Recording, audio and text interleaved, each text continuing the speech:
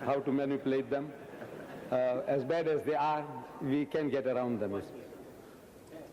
Here, I see it's getting, first we want charity begins at home. We are there at home, and we are also, in other words, we are also learning. See, had these people, we have teething troubles, all that, instead of coming here, and then we find that, making a mess of it, we rather do things at home. So we had the people there 2 months, free boarding, free lodging, free air ticket. We're starting another one. And I have in mind, you see, I went to Cambridge University, and that gave me some ideas. I saw the youth there at the Cambridge University, the Muslim youth, they are on fire. They want to do propagation. They want to give battle to the Christians. I said, right. Then for people like that, we're going to have a 10-day course, only 10 days. In 10 days' time, we'll give you a sledgehammer, how to crack the Jalut skull. Inshallah, we start with Cambridge, we start with Oxford, and inshallah, around here as well. But for the moment, we are having this 2 months course in South Africa. Yeah, right.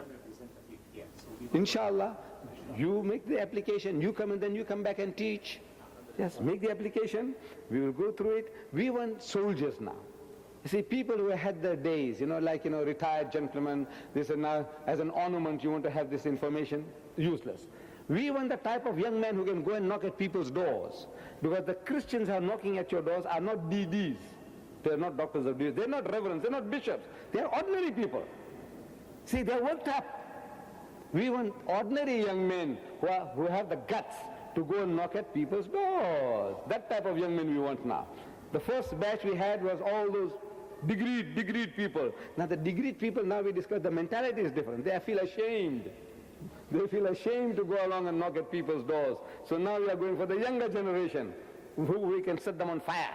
Go, we give you a sledgehammer, go and crack the Jalut skull, Yes, inshallah. Yes. Yes, please. Oh. Your mission to provoke the awareness that the Christian missionaries are working in Muslim countries and are converted to Christians. The question is, after this awareness, what positive steps do you intend to take or do you propose to take? The positive step is already being taken. As I said, we are conducting a course. We have conducted one already. We are conducting another one. At the present moment, from tomorrow, there's another 10-day course taking place for the local students, young men, 10-day. We turn them out, we churn them out with a sledgehammer, arm them, go along and do the job.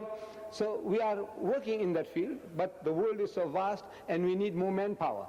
We need people to come along, learn and come and teach. Because one man or half a dozen men, there's a limit to what we can do. Compared to the Christians, they have millions, hundreds of thousands. At the present moment, there are 70,000 crusaders occupied in the world today, out of whom 60% are Americans.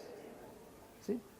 They are boasting that they perverted more Pakistanis into Christianity since independence than in the previous 150 years of British rule.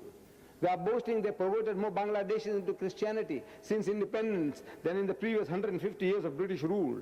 They have converted more than 15 million Indonesians into Christianity. And by the turn of the century, they want to make Indonesia a Christian nation.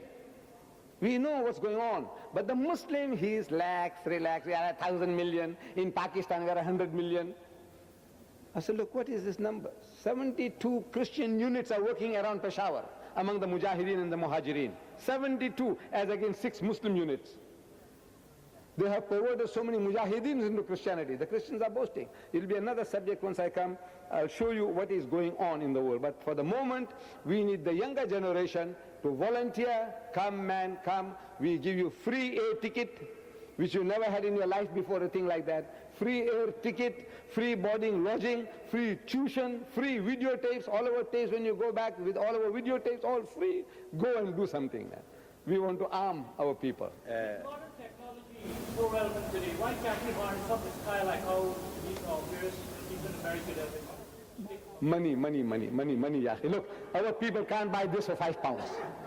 Huh? And you want me to work with satellites? في سؤال للسيدات. في سؤال للسيدات. Inshallah. One wait a minute. A lady, I think, some lady sent a question. A question says, a number of Muslims object to receive money for teaching the Quran. What does Islam say about that? I will answer this.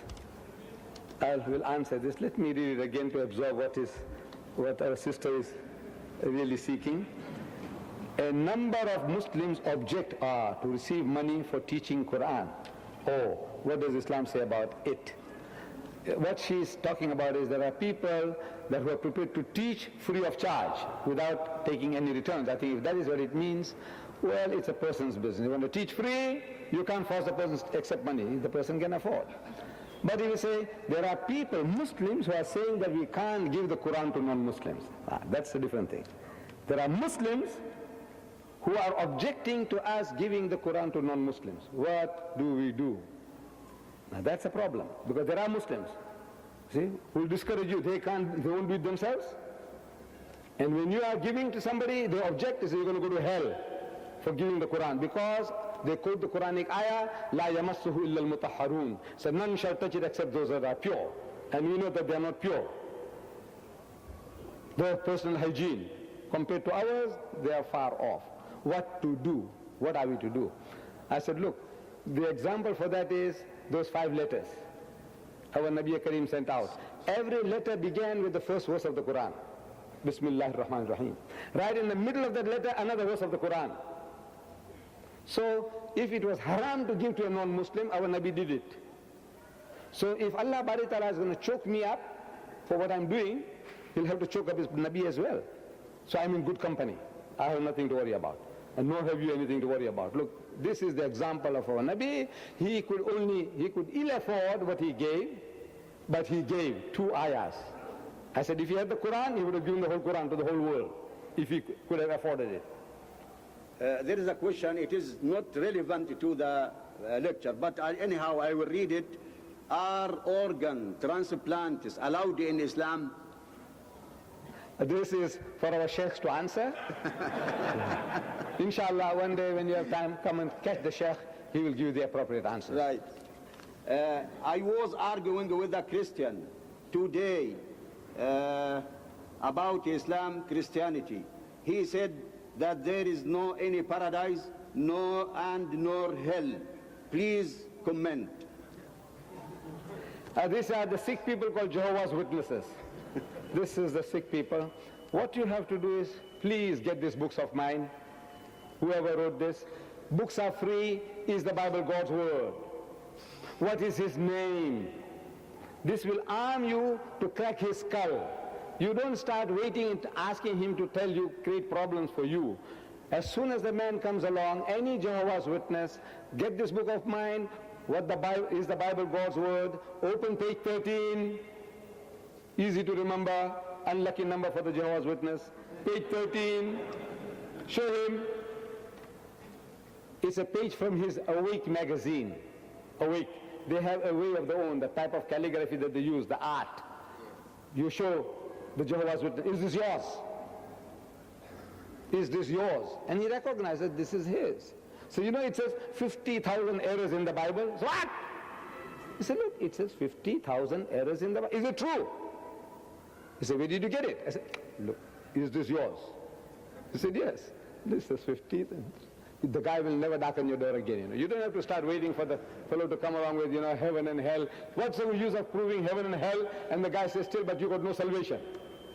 The Quran is not Allah's kalam, but the Bible is. Go to the heart of the matter, the root of the matter. Take away his burhan. Give battle to his burhan. Show that this is all hocus pocus, man. This is all man-made. Prove it to him, as we have been trying.